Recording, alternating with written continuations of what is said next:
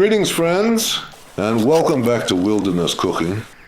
Today, we're venturing into one of the oldest culinary traditions known to humankind, curing meat. With salt, thyme, and a little village wisdom, we'll turn fresh cuts into something deeply flavorful and enduring.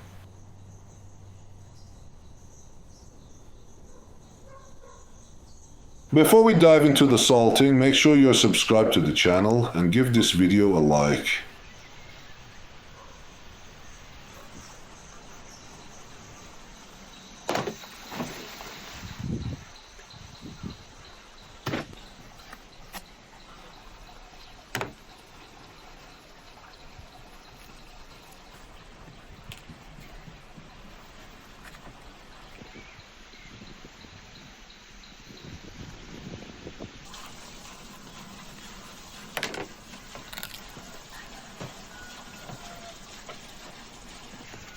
Curing meat isn't just a technique, it's a legacy.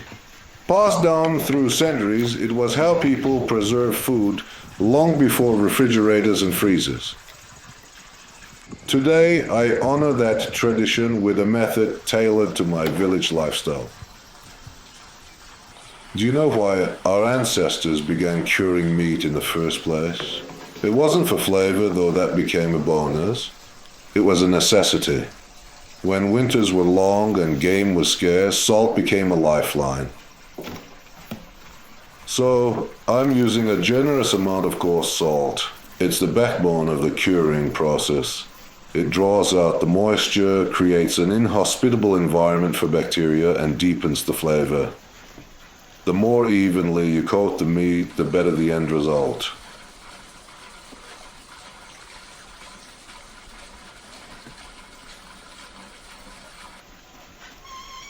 Now I'm burying the meat under a thick blanket of salt. Everyone has their own method, but this one's worked for me for years.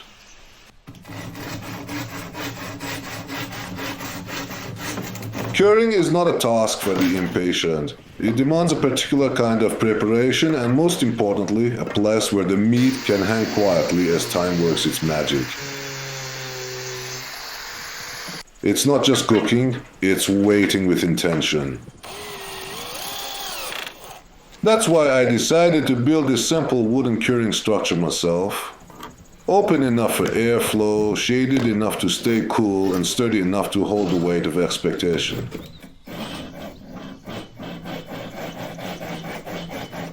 In the countryside, if you want something done right, you build it yourself.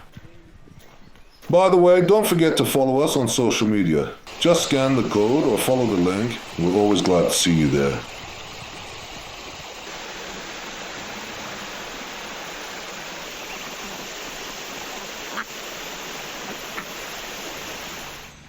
Wilderness cooking isn't just about food, it's about living closely with nature, rhythm, and purpose. It's about using your hands, trusting your senses, and appreciating life at a slower pace. It's a lifestyle, not just a recipe book.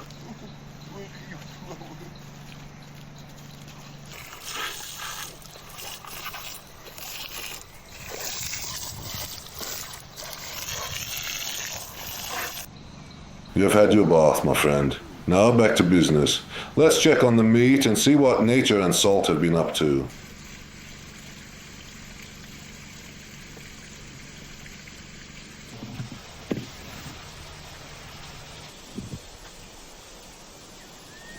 The meat has released water. That's a good sign. It means the salt is doing its job, pulling out the moisture and starting the preservation process. You can feel it in the texture.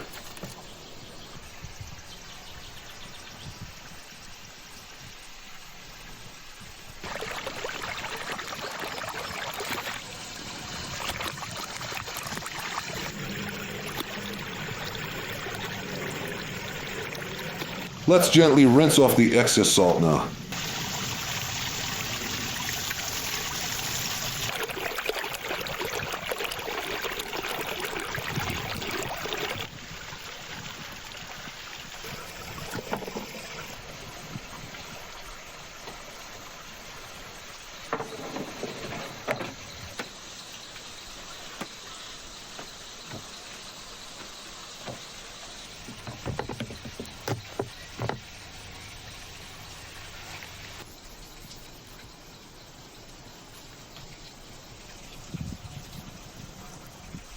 The curing process truly begins once the salt has drawn out the water. From here, it's about patience and letting time deepen the meat's flavor. You don't rush art, and you certainly don't rush jerky.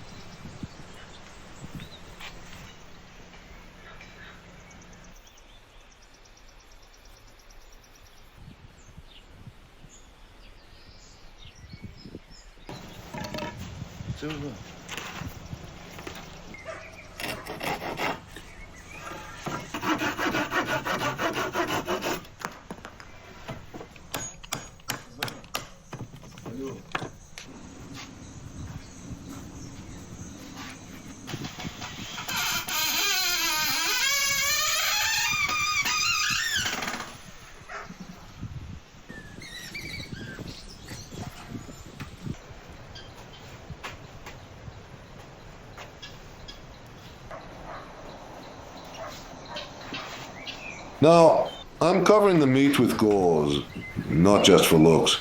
It protects from insects, dust, and curious birds while still allowing air to circulate. It's a kind of cloak that guards the process while letting it breathe.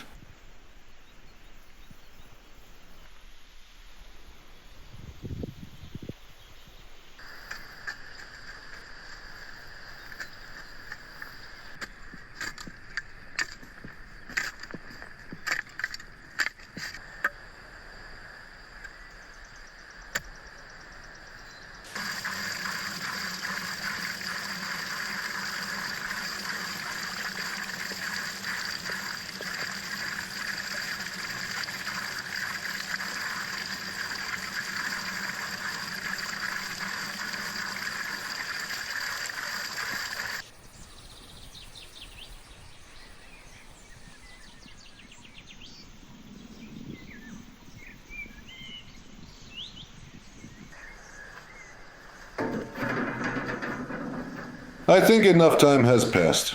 Our meat should be properly cured now. The surface is dry, the color rich, and the smell tells me everything I need to know. It's ready to meet the fire or the knife.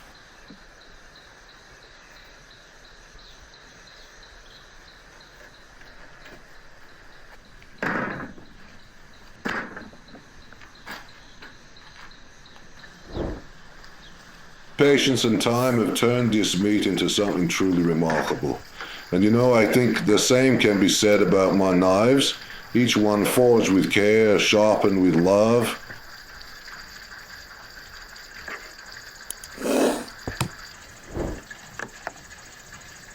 If you're looking for tools that feel like an extension of your hand, check out my shop. Scan the code and see for yourself.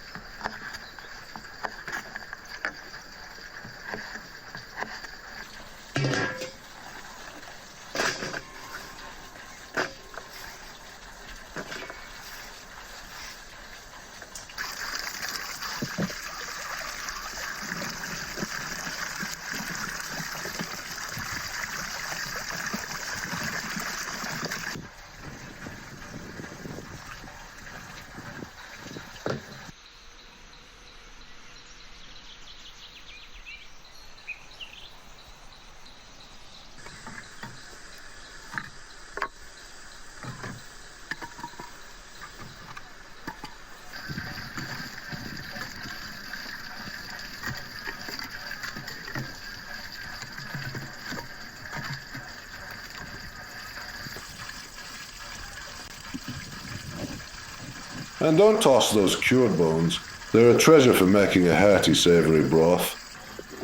Simmered slowly, they release deep, meaty flavors that comfort you to the bone. In our kitchen, nothing goes to waste.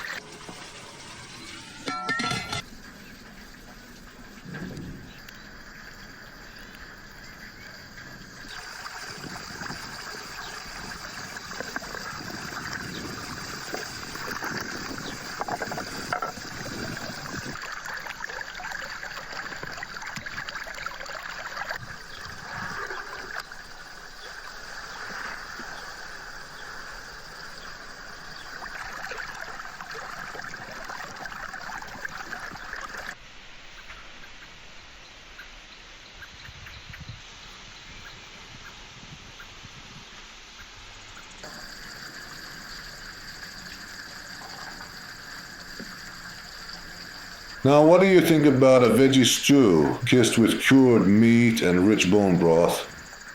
The saltiness of the meat balances the sweetness of the vegetables, making each spoonful complete. It's rustic, humble, and unbelievably satisfying.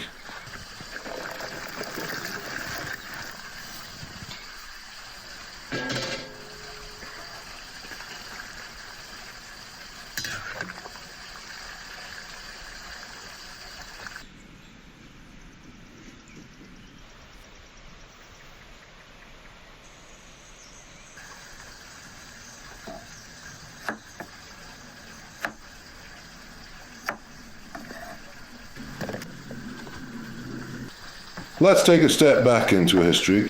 Cured meat was once a lifeline for ancient communities, essential for surviving long winters and arduous journeys. Whether buried in barrels of salt or smoked high in mountain huts, these meats were often stewed, fried, or eaten as is, rich with flavor and resilience.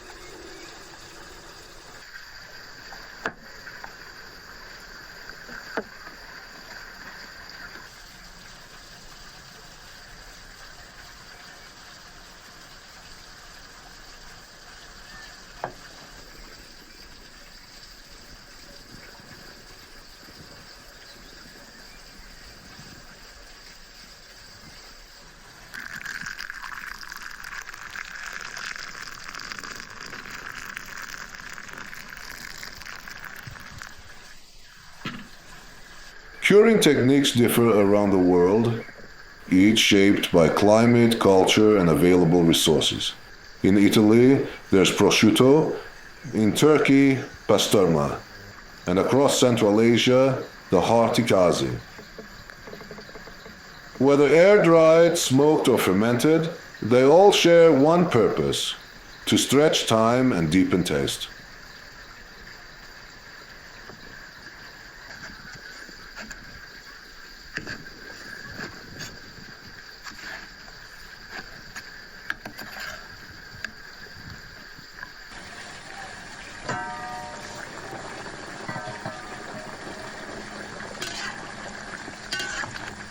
Cured meats find their way into countless dishes: soups, stews, pastas, rice, even simple sandwiches.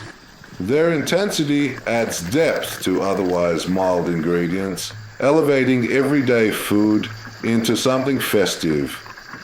A few slices can transform a humble pot of lentils into a celebratory meal.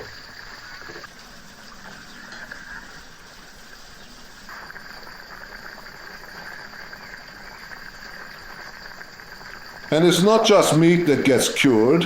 Fish, vegetables, and even cheeses undergo similar preservation techniques. Think of salted anchovies, pickled turnips, or aged Gouda. Curing is a way of honoring ingredients, preserving their essence, and making them last.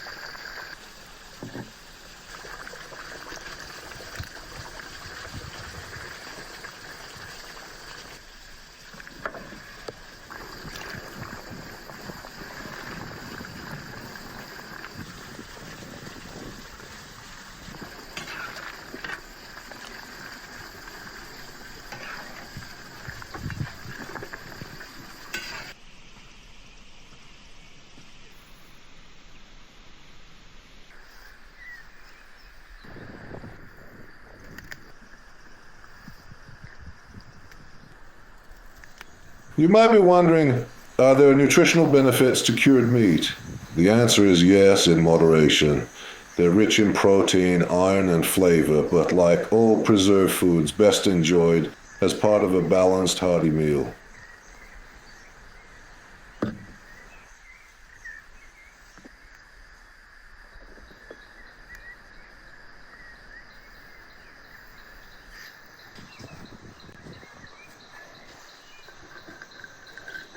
Perhaps we should talk about something often overlooked: how traditional rustic cooking tends to be more intuitive, sustainable, and seasonal than much of modern cuisine. It's not just about feeding the stomach, it nourishes memory, identity, and belonging. And now, just listen. Birds chirping in the trees, the kettle starting to hum, and that stillness that only village life can offer. Time for a tea break under the open sky as the stew simmers to perfection nearby.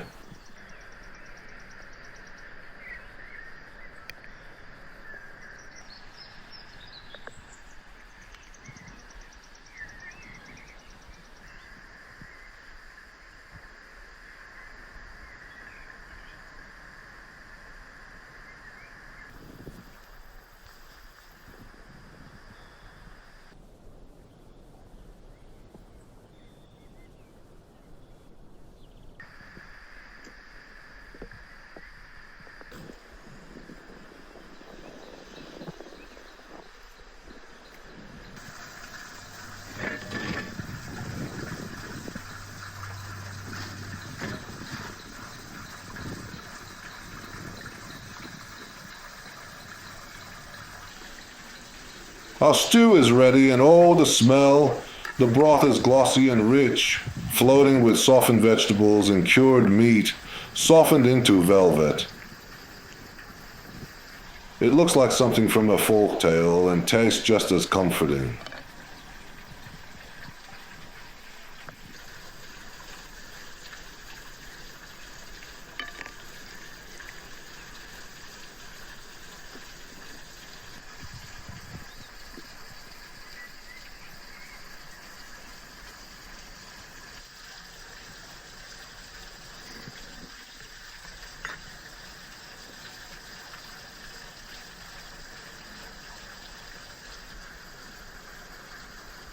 Each spoonful is layered with earthy sweetness from the carrots, savory depth from the cured meat, and the brightness of herbs. It's a dish that speaks softly but lingers long, warm, generous, and utterly satisfying. Super.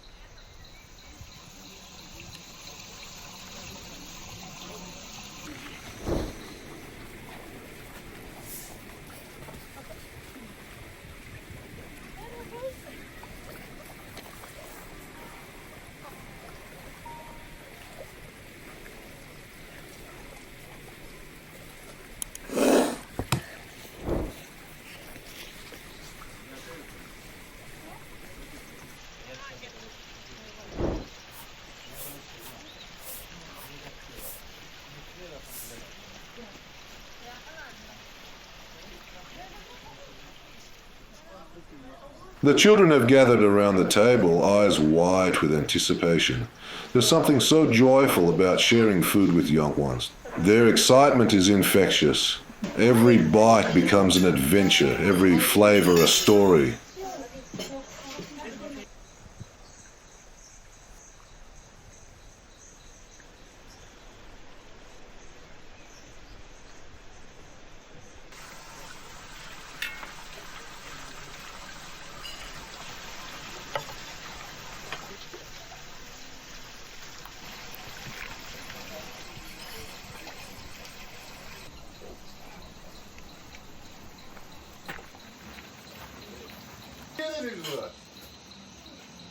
Geliriz. Sen burada olsan yaxşı kömək edəcəyim də. Kalkma kömeğine gel. Tut şöyle. Götür. Götür. Götür balacaları kömeğe. Bir götür uşaklar. Bismillah.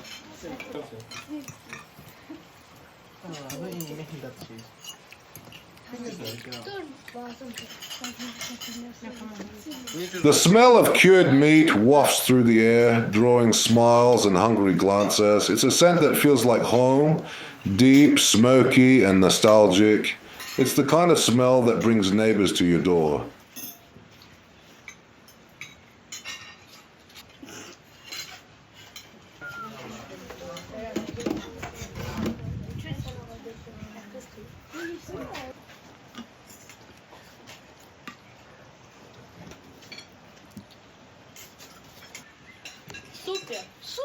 The children are happy, laughing, chewing, dipping their bread in the broth. It's moments like these that make the hard work worth it. Food, after all, is a language of love, especially when shared. And that brings our day to a close. A pot of stew, a table full of joy, and another story told through fire and flavor. Until next time, may your meals be warm, your hands busy, and your heart full.